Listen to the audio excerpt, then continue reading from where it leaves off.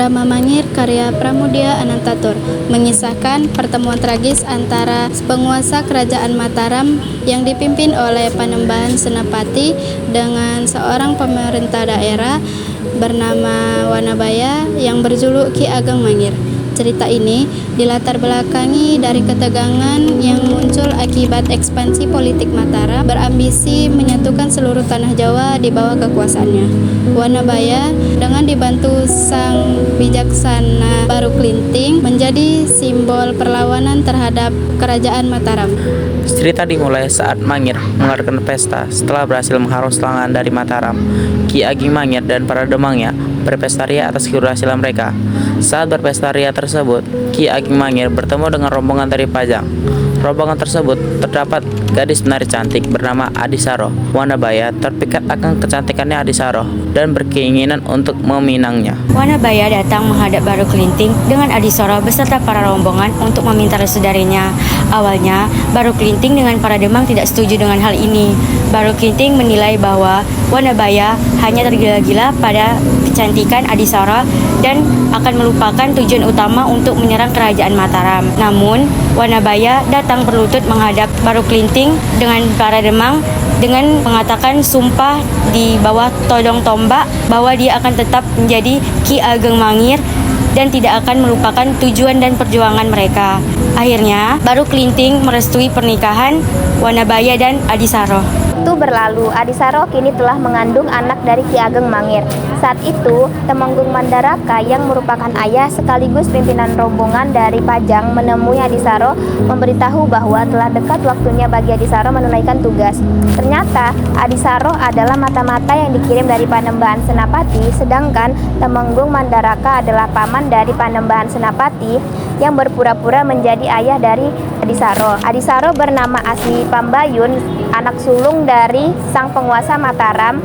Ia ditugaskan untuk menyusup ke dalam Mangir dengan tujuan mendekati Ki Ageng Mangir.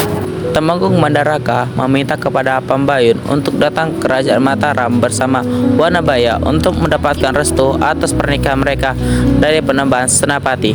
Pambayun ragu, ia tahu bagaimana sifat ayah yang sangat kejam, bahkan ia berani membunuh putra sulungnya sendiri. Meski awalnya ragu, Pambayun terasut untuk mengikuti perkataan dari Temenggung Mandaraka.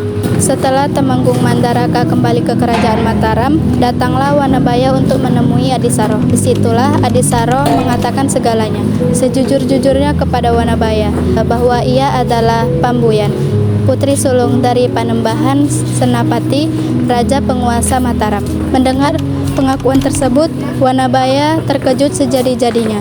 Istri yang sangat ia cintai ternyata musuh mata-mata dari Mataram yang sangat ia benci. Kemudian ia menemui Baru Klinting untuk menceritakan segalanya kepada Klinting. Di hadapan Baru Klinting, Pambayun mengaku bahwa ia mencintai Wanabaya dengan tulus. Wanabaya bersumpah akan bertanggung jawab atas kesalahan yang telah ia perbuat dan rela jika ia mati bersama Pambayun. Baru Klinting tidak terlalu memperbesar masalah itu dan memutuskan untuk menerima undangan dari sang penguasa yaitu Panembahan Senapati. Dengan bayi dalam perut Pambayun akan menjadi jaminan atas keselamatan mereka saat bertemu dengan sang penguasa.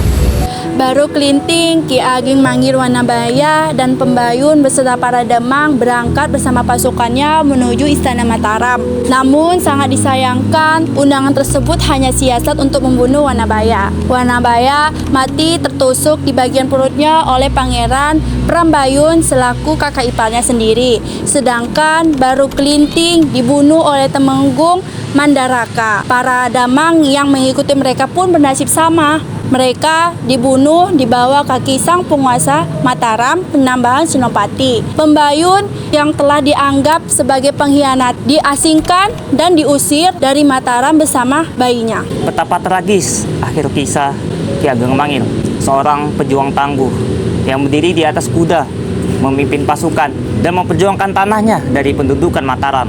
Hendak datang menemui mertua, namun apalah daya, ajallah yang menyambutnya. Ambisi, gairah, dan hasrat untuk penaklukan mengambil peran dalam diri Panembahan Senapati, menjadikan diri sosok yang kejam, yang rela mengorbankan segalanya demi tujuan yang besar. Kisah Lama Mangir bukan hanya menceritakan tentang perjuangan melawan kekuatan besar, tetapi juga menceritakan tentang pengkhianatan.